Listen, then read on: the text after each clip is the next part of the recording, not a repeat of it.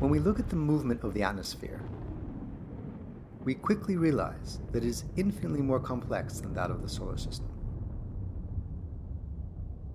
The atmosphere is a fluid that has, at each altitude above each point of the Earth's surface, a speed, a density, a pressure, a temperature, and so on. All of this data varies over time. It is, of course, impossible to understand this practically infinite amount of data. It is almost as if we were in a space with an infinite number of dimensions. To understand something about it, we must make approximations.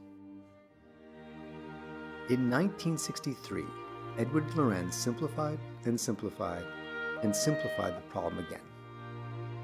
He simplified it to such a degree that there is no guarantee that his equation has anything to do with reality. His model of the atmosphere was reduced to just three numbers x, y, and z. The evolution of the atmosphere was reduced to a simple equation. Each point, x, y, z, in space, represents a state of the atmosphere. The evolution follows a vector field.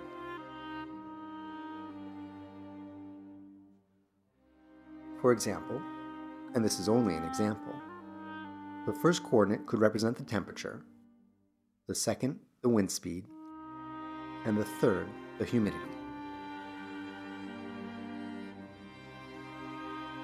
Over here, it is cold, breezy, and rainy.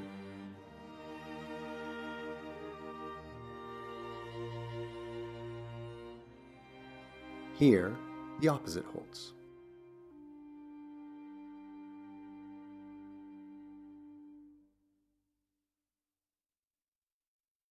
When we follow a trajectory of the field, we are following the evolution of the weather.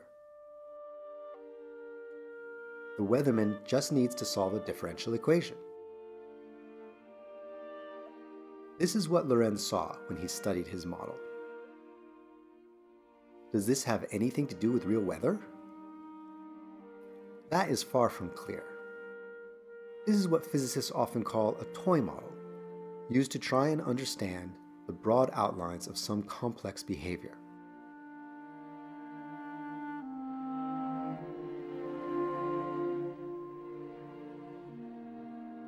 In fact, Lorenz only had these sorts of graphs to look at because his computer in 1963 was quite primitive.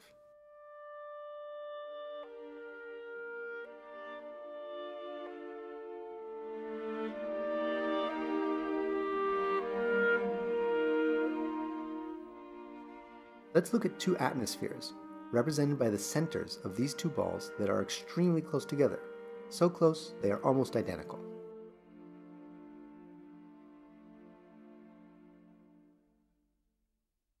Let's observe what happens to them. At first, the two evolutions are almost indistinguishable.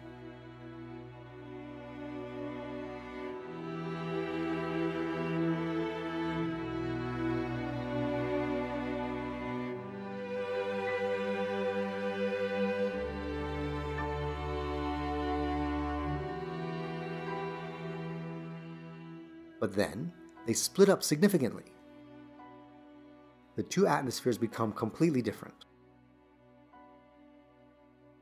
This then is chaos, sensitive dependence on initial conditions.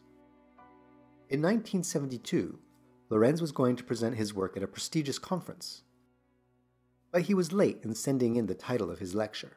The organizer, Philip Merlis, was in a hurry to send the program to the participants, so he chose a title for Lorenz. Predictability. Does the flap of a butterfly's wings in Brazil set off a tornado in Texas? The butterfly effect was born. Mathematical concepts are often not well understood by the general public. The image of a small, frail butterfly having an influence on the world is very poetic. The idea was very successful and has been endlessly modified. There is always a butterfly, but sometimes it comes from Africa and sometimes from China, and it is responsible for disasters in New York or in Chicago. Interesting. The idea found its way into literature, music, and movies. The list of films based upon this idea is endless.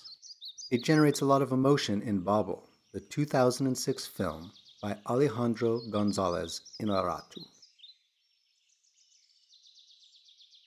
The insignificant incident of a gunshot in Morocco will change the lives of an American couple, a Mexican nursemaid, and a Japanese girl. An interplay of small causes and large consequences. How chance determines the fate of humans.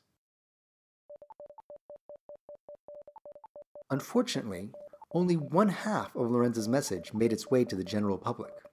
Can chaos theory be limited to the statement that it is impossible to predict the future in practice? How could scientists resign themselves to such an admission of failure? Lorenz's message is much richer.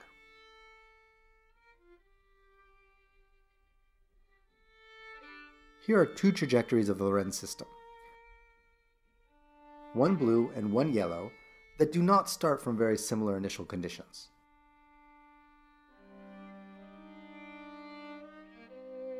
Let's erase, say, the first 10 seconds of the movement, and then let's observe what happens.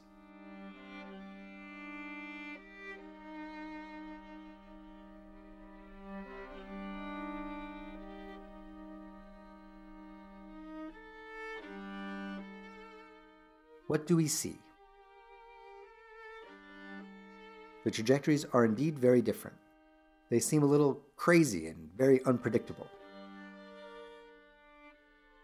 But they accumulate on the same butterfly-shaped object. This accumulation does not seem to depend on the initial position.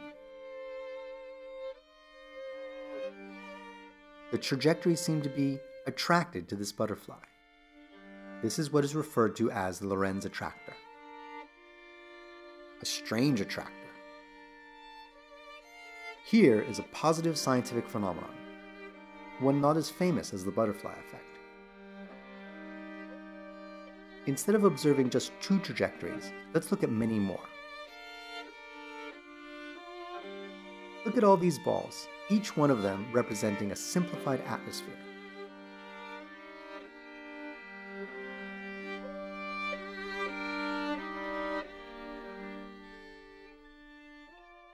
After a while, they all accumulate on the same butterfly.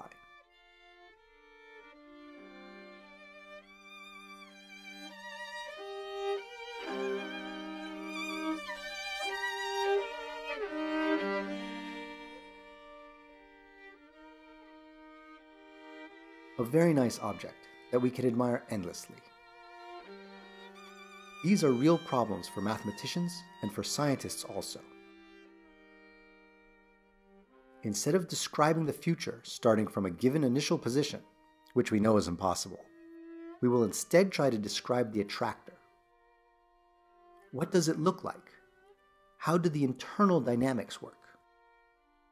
In the 1970s, Berman, Guckenheimer, and Williams proposed a simple model for trying to understand the Lorenz attractor.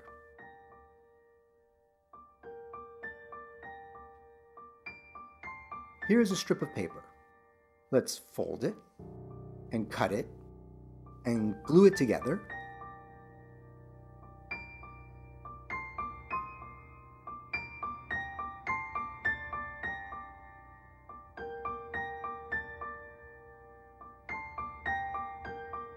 And we have a special object in space.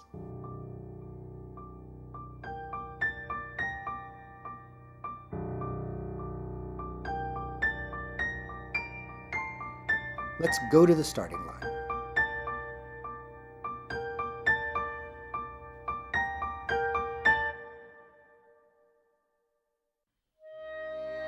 Here we go. We drive, and a little while later, we are back at the starting line. But we are at a different point of the starting line. From here, a new path starts. Our position on the starting line is given by a number x between 0 and 1. At 0, we are on the left, at 1/2 we are in the middle, and at 1 we are on the right. If we start from the point x, then we will return to the point 2x if x is smaller than 1/2. and we will return to the point 2x minus 1 if x is larger than 1/2. In other words, when the car moves, the points where it meets the starting line are doubled at every turn, except we need to subtract 1 if the result is greater than 1. It's a bit like the horseshoe. The dynamics in continuous time get replaced by dynamics in discrete time. Namely, by the successive places where we cross the starting line. Look, we start off from 1/3. We arrive at 2/3. And then we arrive at 4/3. But we must subtract 1, that is to say, we arrive at 1/3. So, we are back to our original starting point after 2 rounds. Thus, we have a periodic trajectory of period 2.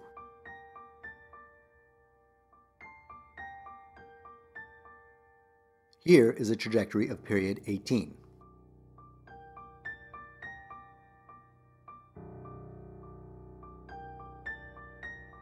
Periodic trajectory passes successively through the left and right ears following a certain sequence. Well, it can be shown that all sequences are possible.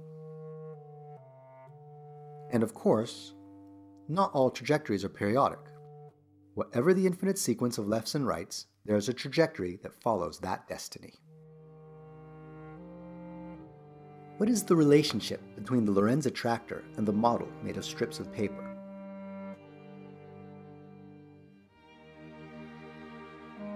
Well, it wasn't until 2001 that the mathematician Tucker showed that the paper model accurately describes the movement on the Lorentz attractor.